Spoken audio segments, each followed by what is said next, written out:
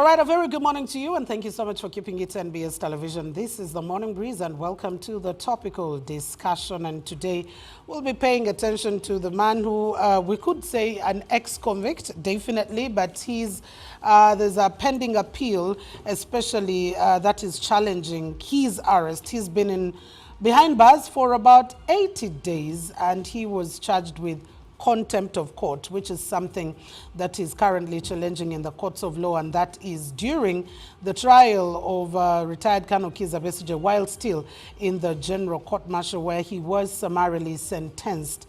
And he was serving, he'd been serving for quite some time. Those are the 80 days that I talked about. But he's finally, could we say he's finally a free man or half free? Ladies and gentlemen, I have counsel Eron Kizza, who is also still taking on his duties. Even as much as he has just gotten out, he's still taking on his duties on that particular case where Obed and Obed Lutale, as well as retired Eron Kizza are still charged in the courts of law with treachery, as well as many other cases. Counsel Eron Kizza, it's a pleasure having you. Good morning to you.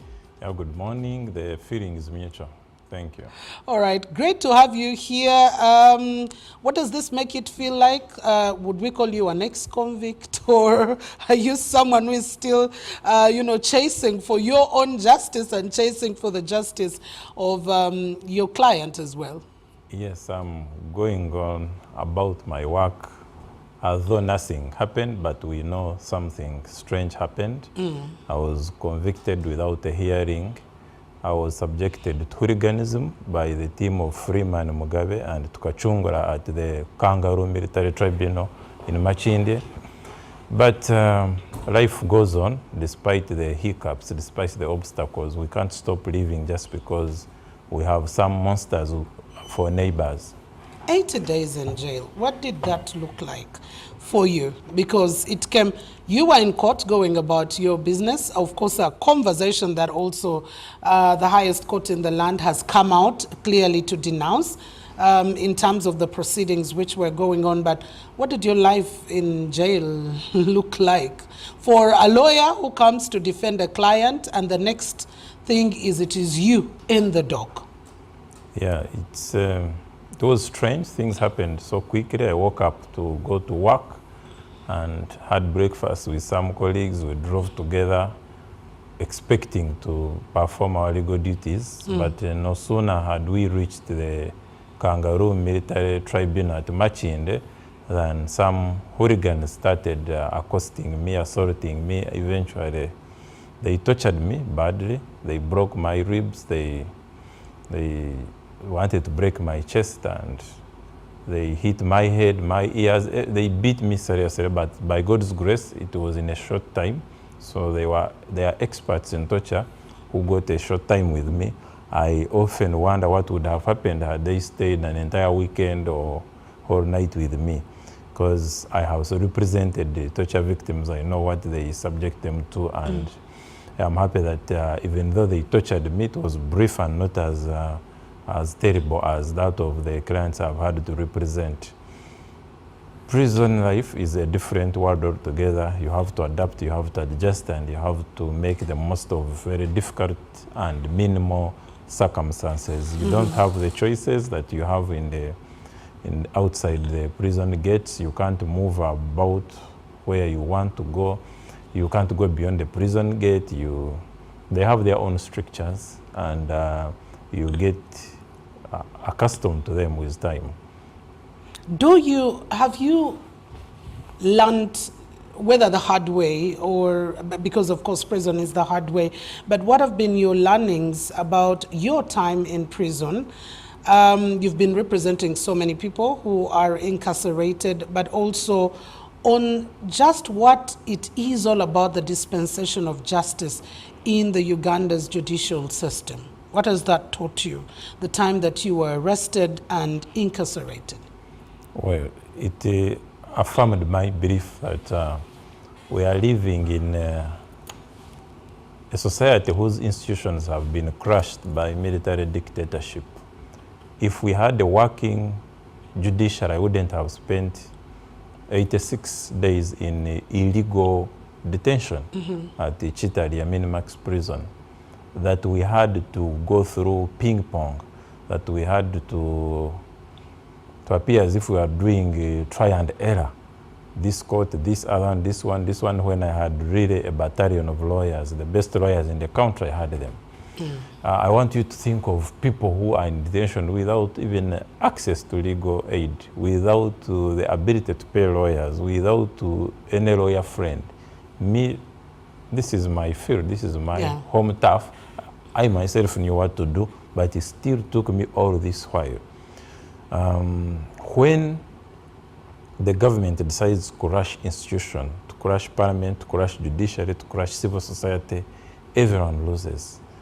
But more so the ordinary citizen, the ordinary professional, they are in for a beating. And yes, I was in for a beating for that long, for the simple reason that the military dictatorship was wrongly framed me as its enemy, yet all I was doing was speak to the law, speak to logic, and speak to fairness. I was demanding them for Besige and Lutale.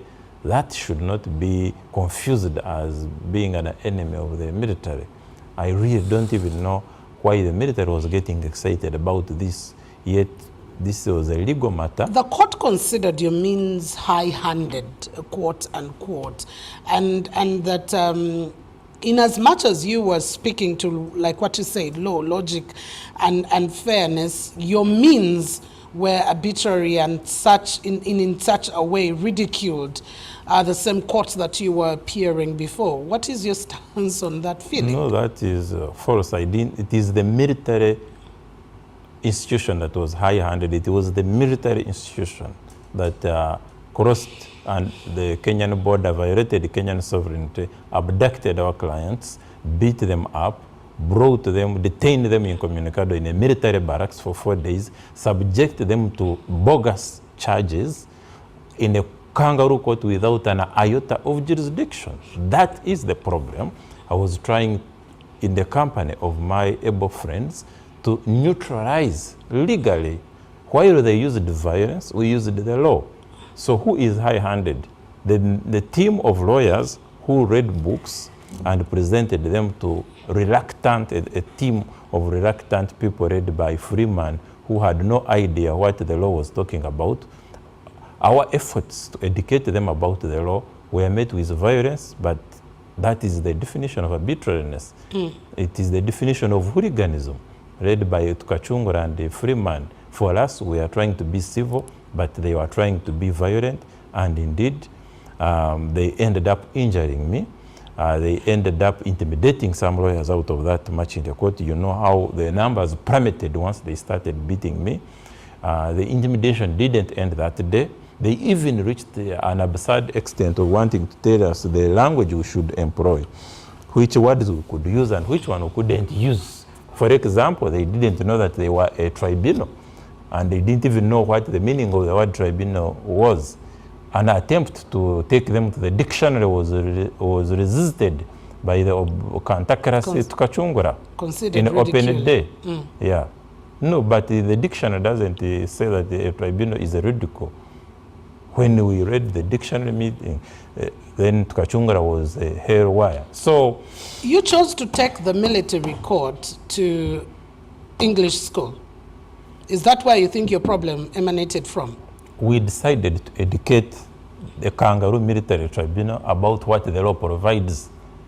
That was part of the problem, but the real underlying problem was that they wanted an intimidated team of lawyers. They faced an experienced and knowledgeable team of legal minds.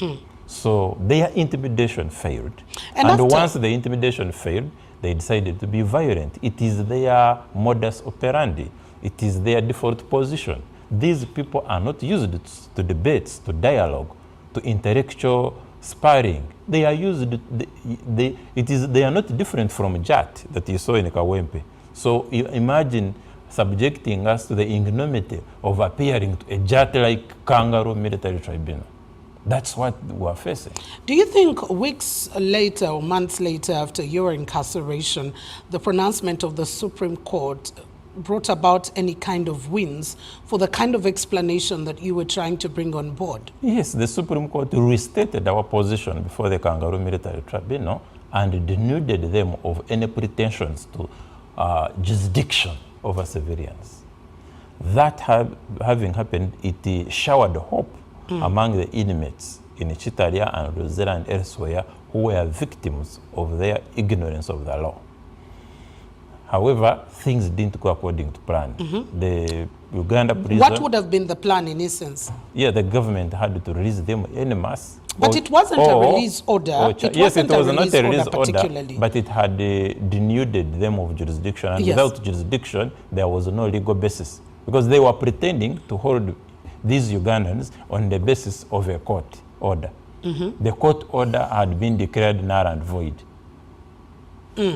So what were they holding them on the basis of? And this is where I would like us to help educate our viewers who are watching, who may not be well versed with the law and all that. Court pronounces no jurisdictional powers for the military court-martial. But it does not say that these suspects, because of course there is presumption of innocence, it does not say that the suspects are either free or they can be let scot-free. What would have been the expectation in that sense? Is it about the way the case files have to be dealt with? Is it the ping pong or the reversal that we had to see, having to go through the DPP once again and maybe re-sanctioning? The ping pong was unnecessary. In a working democracy, once you are being told by the apex court that you don't have the jurisdiction, then you shut up. Literally. Once the government knew that the warrant on the basis of which they were detaining Ugandans had been assailed, then they had to seek... Was it the warrant on the basis of detention or on the basis of trying those particular civilians? Because many would have thought that if you have been deprived or you have been stripped of what you thought were your jurisdictional powers, then let's have this dealt with in another competent court that has the jurisdiction to be able to try those very cases. Is it not that? The thing is that for Uganda prison to detain anyone, they need a valid court order. Yeah, yeah. So once the Supreme Court came in and invalidated the jurisdiction of the General Court Martial, the General Court Martial was unable to extend the court orders. Yeah. It was also for unable detention. to issue new detention orders. So where does Uganda Prison Service get warrants to continue arresting these people? In the essence also, I would choose to ask, I agree with your question. Where does the Uganda Prison Service also get the warrant to release these people after denouncement of jurisdictional powers? No, you are asking the wrong question. Would it be, and that is why I was saying... It's the wrong question because the legal basis must be there to detain. If it is not there, you release. They have the power in the law. So the Uganda prisons had the powers to immediately be able to release without having any court order? Yes, except they were interfered with. How do you mean? The executive interfered with them. They were ordered by the military not to release these people. Okay. Yeah. Then what happens next? Thing. But of course the order was illegal and the prison services followed an illegal order. Council Eron. And for many people they are still being held illegally right now in Uganda prison services because they are being held on expired warrants from the court martial, which has no jurisdiction and whose initial warrants expired in any event. So it's not for me to explain why the court didn't release them. It is for the prison to explain where are the warrants they are using to detain these Ugandans. Would the invalidation of jurisdictional powers for the military court also seize or invalidate the cases for which some of these people were being held? Yeah, the Supreme Court was very clear. Where they wanted to save a case, they saved it. For example, convictions that were not challenged, convictions of courts martial that were not challenged were saved. So the people who are being held... any other conviction, any other inmates that are being held without an unchallenged conviction. They are being held illegally. How about, because for many people it looks like there had to be a conversation going back to recharging or resanctioning of some of these cases through the office of the DPP. Is that an unlawful way of having to deal, that they've had to first release them? Is that what you intend to say? Of course, they had to release them once there were no warrants. But if they wanted, then the cases, if the they cases wanted in to hold essence? them, if they wanted to hold them, they had to be. It didn't have to be prisons in that case. It would have to be police. It's the one which detained suspects. But you are assuming that the government of Uganda was suspecting all these people. The answer is no. Of course, this was an anonymous project that was created, a crisis that was created, if you like. But that transfer that you're doing was impossible. One, because the courts, civilian courts, cannot take court files from the courts martial. So the only way criminal proceedings begin in this country is through Police. DPP, Yeah, the police, sanctioning. and private prosecutors. So even the conversation of the DPP's re-sanctioning of some of these cases or handling is unlawful? They have to commence. Police has to commence fresh investigations. Okay. Maybe using some of the data that the military has. But in many cases, the military had no data anyway, had no investigation. They were just proceeding arbitrarily. So the police has to do the work de novo, afresh. Here, Council Eron. Constitute new files. Yes. Let the DPP sanction them, and the normal way of beginning criminal cases begins at that point in time. One would then ask, what was the case in the point of your clients, for example, where we did see they were being tried in the military court-martial, and immediately upon the failure to have them released after the Supreme Court hearing where they said it wasn't a release warrant, we also saw a change in their case, the way their cases were handled. Even the courts of law themselves, how different was it for them and not for the other Ugandans who are actually still being held? Because in the Besigye's case, right from number one in this land, the military is very interested, and they actually did the proper thing to have police do fresh files. To that extent, that was proper. That is how you comply with the court order. If you really want to detain someone, then you need a police charge sheet, you need the DPP prosecuting this person. And you realize that the Ugandan lawyers are no longer complaining about the Besigye case from that angle. There is a valid police work or pretense of police work, and the man is in court, and people are not talking about the military any longer regarding to Besigye, except the abduction of him. Yeah. But when it comes to his persecution, we are dealing with it in court, and we are criticizing court for refusing to grant him bail when he has all that, when he and Rutari have met the terms of bail. Yeah.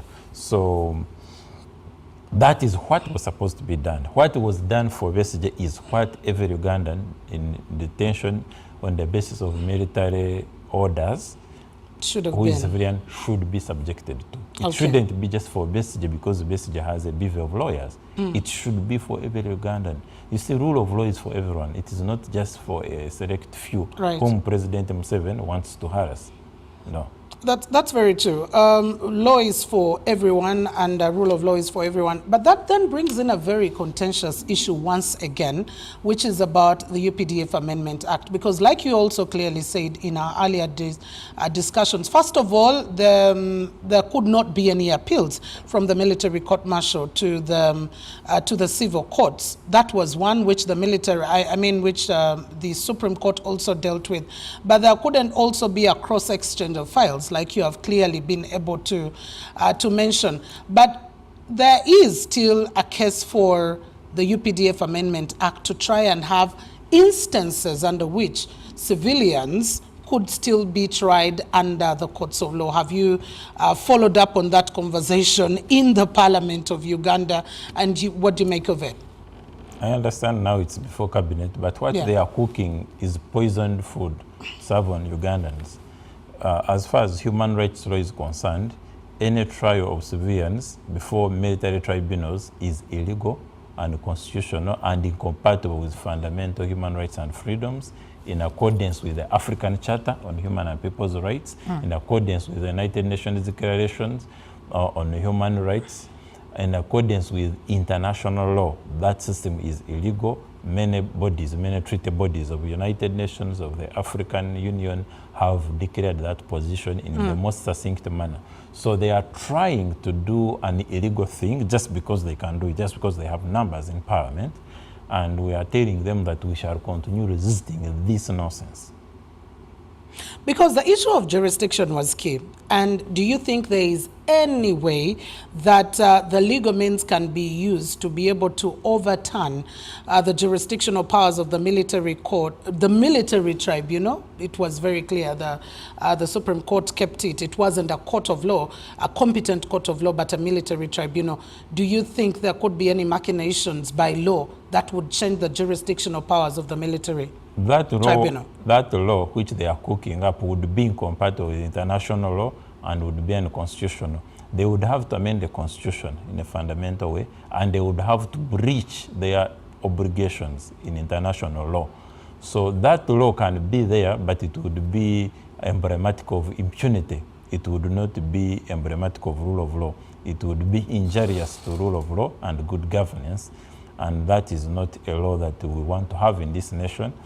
Uganda has many problems. We don't need a law that takes civilians in to the military court. No. Because they're trying to address the issues that the Supreme Court did raise.